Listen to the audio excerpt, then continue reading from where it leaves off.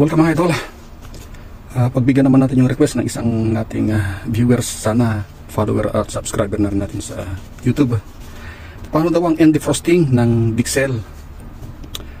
Before natin sagutin yung mga end defrosting, na yan yung parameter na DE, defrost termination temperature. So ito lang yung tinatanong niya, paano yung mga end defrost. Ngayon, dahil marami rin akong request video sa YouTube paano ang tamang pag-program ng defrost, mapa-chiller at mapa-freezer. So I suggest na dito muna tayo mag-focus bago natin i-power on. O pwede ko nang i-power on to, wala namang load. Yan, power on na natin yung ating Dixel. So naka-standby na siya. At medyo tingala lang natin para makita nyo. Wala muna siyang activity dahil dito muna tayo mag-focus para lahat mapagsilbihan natin. So tingnan natin kung ano ang matatakil natin mga idol. Dito, under ng TD. Ang TD natin is mayroong dalawang klase. Isang, ito yung inversion gamit ang solenoid valve. At ito yung electrical heater. Electrical heater, EL stand for electrical heater. Drain pan heater to ha. Assuming na ito yung defrost heater ha. So dalawa. Pero dadagdagan ko ng another dalawa pa. Meron tayong control na meron siyang parameter para dito, pero walang output relay para dito. Wala siyang output relay. So paano ang gagawin natin?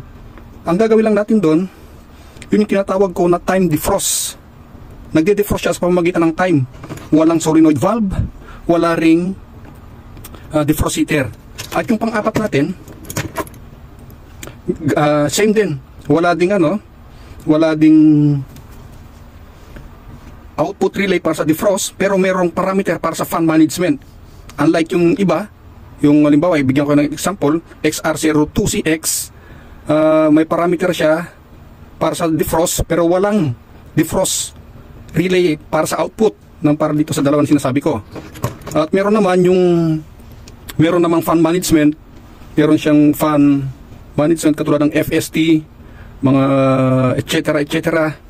Meron siya. So ang gagamitin naman natin doon yung evaporator fan as a defrost.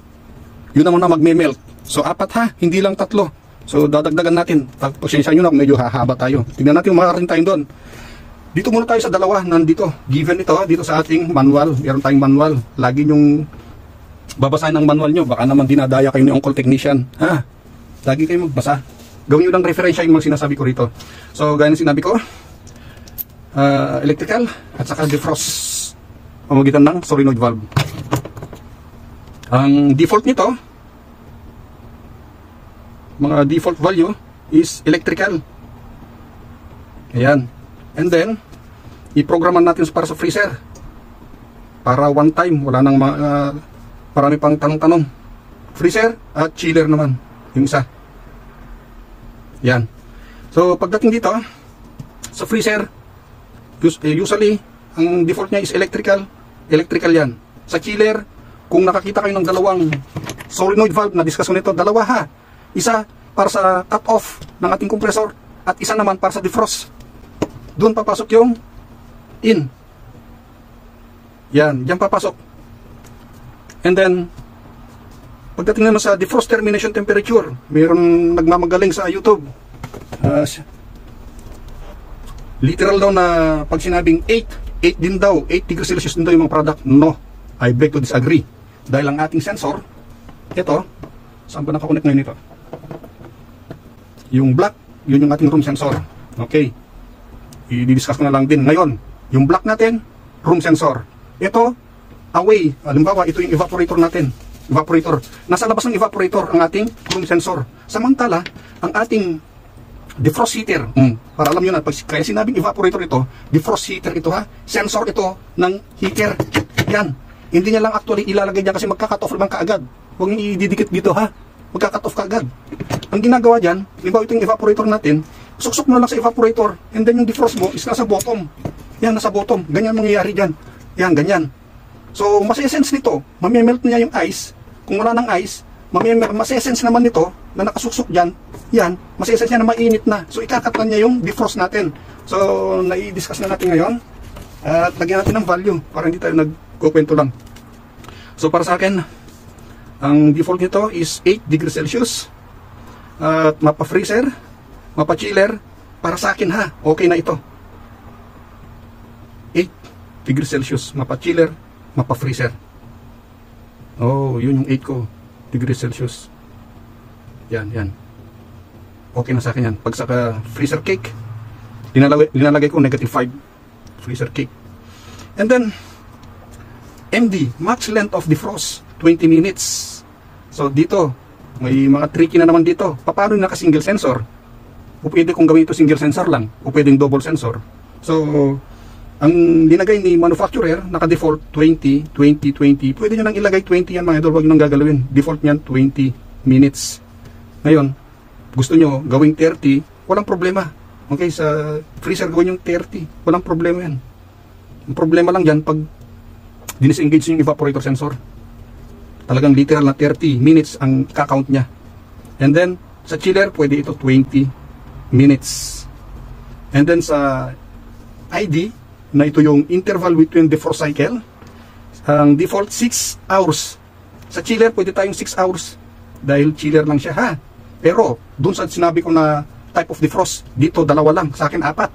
Dun sa 2 na hindi electrical heater at saka hindi inversion, as much as possible, dagdagan nyo. 6 hours. Dito, ako ideal ako rito every 4 hours. Ideal para sa akin yan. So kung gusto nyo ng 5, gusto nyo ng 3, okay lang. Pero wag naman kayo dito. Pang chiller to, ha. And then ang default nya nga, 6 hours. Ayan. And then, sunod natin yung DD. Defrost start delay. Gusto nyo ba na pag nag-defrost tayo, meron pa tayong delay? Wag na. Wag nyo nang i-delay yung start ng defrost. So ilagay nyo na lang sa 0 minutes. Default 0 minutes. Ito na pala yung mga default. Inuulit ko pa. So ito na pala yung mga default, guys. So 0 minutes.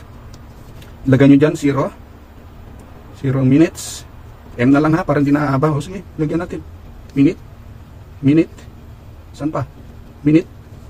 S, dahil 20. And then, i-zero nyo lang din ito. Huwag nyo lang lagyan ng delay. 0 minute. Pagdating naman dito sa DF, display during defrost, ito, medyo tricky na naman yan. I-extend lang natin. Yan. Dito, nandadaya yung mga mandaraya. Or, sadyang hindi na alam. Okay? Meron tayong selection dito na, ang default niya is IT. O, ilagay pa rin natin dito kasi naisulat ko, pero iisa yan. Yan na yung default. Sinulat ko lang ulit. Pampahaba ng oras. So, ang default niya, IT. Ano daw yung IT? Ang IT, ito, start defrost temperature. Halimbawa, nag-defrost ka, 28, yan ang mag-a-appear. So, meron ka lang defrost symbol, ito, magkakat yung compressor mo, ito magiging defrost symbol mo, kung ano yung nandito, ha? And then, kung ano yung temperature niya nung nag-defrost, yun ang mag-a-appear. So, yun ang IT. And then, ang RT naman, real temperature. So, pag real temperature, gaya na sinabi ko, magkakat off tong cool, magiging ito yung symbol ng defrost natin. Magpupula, I guess, mamaya itignan natin. And then, DF. Ito pala, ST, set point. Kung ano yung set point nyo, yun ang lalabas dito. So, same pa rin. Yung cool na symbol mawawala, mapapalitan ng defrost. And then, yung set point, halimbawa, chiller, mag-appear dito 1 degree Celsius. Pag freezer, halimbawa, -23 mag-appear dyan, pero naka-defrost siya. So, sa mga ganong senaryo, hindi maalarma yung customer.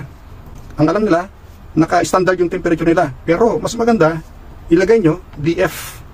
Kapag naka-DF kayo, wala kayong maging problema pagdating sa mga manager, pagdating sa mga internal auditor. Alam nila na nagde-defrost ang unit. So, ang nilalagay namin dyan is DF. Yan, parehas DF ilalagay dito. Yan. And then, proceed naman tayo sa dripping time. Ito yung DT parameter. Dripping time, pagkatapos niya mag-drip, halimbawa, nag-defrost siya ng alas 3. Nag-defrost ng alas 3 at nang dinagay nyo 30 minutes sa freezer. Pagkatapos ng 30 minutes, may dripping time pa tayo. Gusto nyo lagyan ng 2 minutes, o pwede nyo lagyan ng 2 minutes. Dripping time. Ang purpose nito, para yung namemelt na ice na pumunta sa drain pan natin, is hindi muna mag-engage yung compressor natin dahil meron pang minutes dripping time. So same dito, 2 minutes dripping time. Kung gusto yung 3 minutes, pwede rin. So paano nangyari yun? 30 plus 2 equals 32 dahil linagyan pa ng value ito. So, nadi-delay pa yung pag-on ng compressor together with the fan motor. Dahil yung fan motor mag-i-scattered. And then, after that, dito tayo sa DP. Defrost at power on. So, gusto nyo ba na pagka dineploy natin itong defrost na ito, is magkakaroon pa ng delay? The answer is no. Huwag nyo nang i-delay. So, dito, ilagay nyo, default nya 0 minutes. Inuulit ko lang. Meron na rito eh. And then, ilagay nyo lang N din dito sa freezer, N din dito sa chiller. So, sundan nyo lang kung ano yung standard nyo sa freezer, kung anong standard nyo sa chiller. Sa amin, ang standard namin dito sa freezer is negative 23 to negative 18 degrees Celsius. Sa chiller naman namin, sumasabay ka, sumusunod kami sa standard. Ito yung 1 degrees Celsius to 4 degrees Celsius. Ayan. So, klaro tayo dito guys ha. Ito, pwede nyo nang screenshot ito. Ito ang program ni On-Call Technician. Pero subukan natin i-tackle isa-isa kung kaya natin i-tackle isa-isa ha. So, default na ito eh. Dahil haba ang ating video. Hot gas. So, ganun sinabi ko, dito, dalawa lang ang type of defrost niya. Ako, 4. Here, preset. So, ganun sinabi ko, default niya, electrical. Gawin natin hot gas para makita nyo. Okay, preset. So, naka-hot gas tayo ngayon. Pwede ring electrical dyan, pwede ring hot gas. Hot gas. Kapag nakita ka ng dalawang solenoid, in nyo, hot gas yun. Pwede ring electrical lang. And then, sunod tayo sa after TD, DE daw, ang DE natin. DE, set. Okay, nakaset lang sa 8 degrees Celsius. Set. Yung ID daw natin, 6 hours. Set. Okay, nakaset sa 6.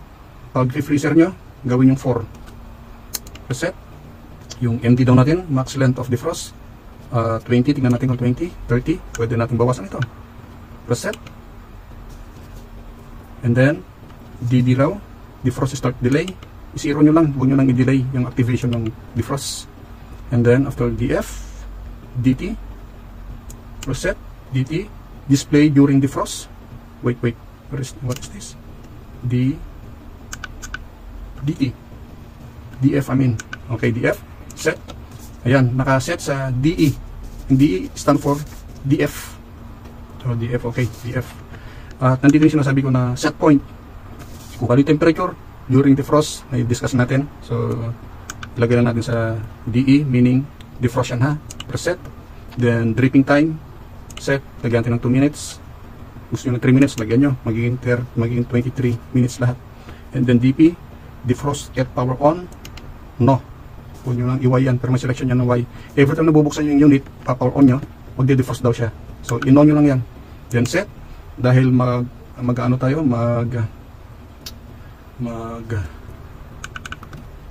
magde-demo tayo. Gawin lang natin yung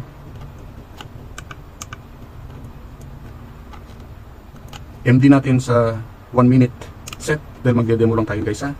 Tignan nyo yung magiging defrost termination natin. 1 minute lang. Set. Yung MD natin, dahil magde-demo tayo, ito, nakaset lang sa 1 minute. Yan.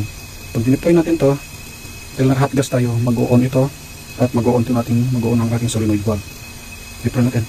Defrost and defrost start. And take a look. No matter how, kahit hawakan ko ito at i-read yung ating room temperature, yung ating body temperature, is mananatiling 1 minute ang count na gagawin niya dahil linagay natin yung ating MD sa 1 minute.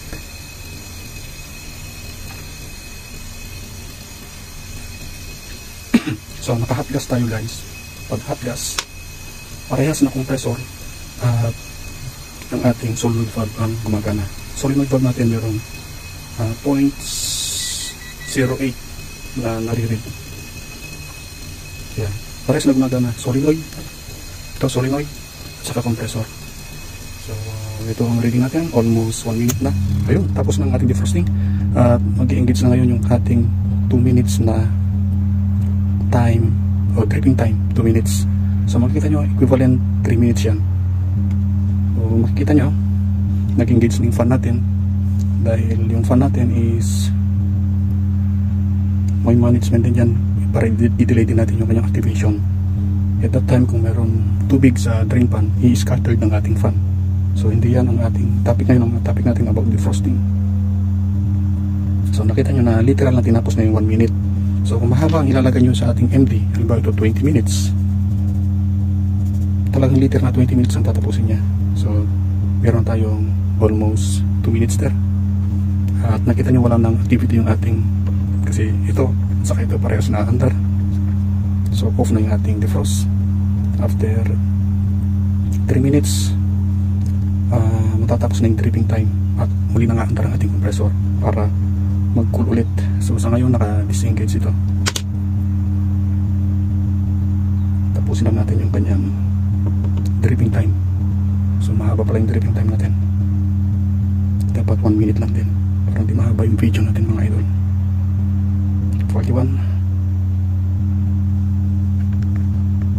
So tapos na yung defrosting natin kanina. So naka hot gas tayo. Pag hot gas, parehas na compressor at saka solenoid ang gumagana.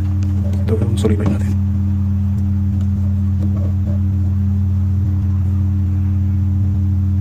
Yun, delay na lang ito guys. So tapos na dapat yan, may delay pa.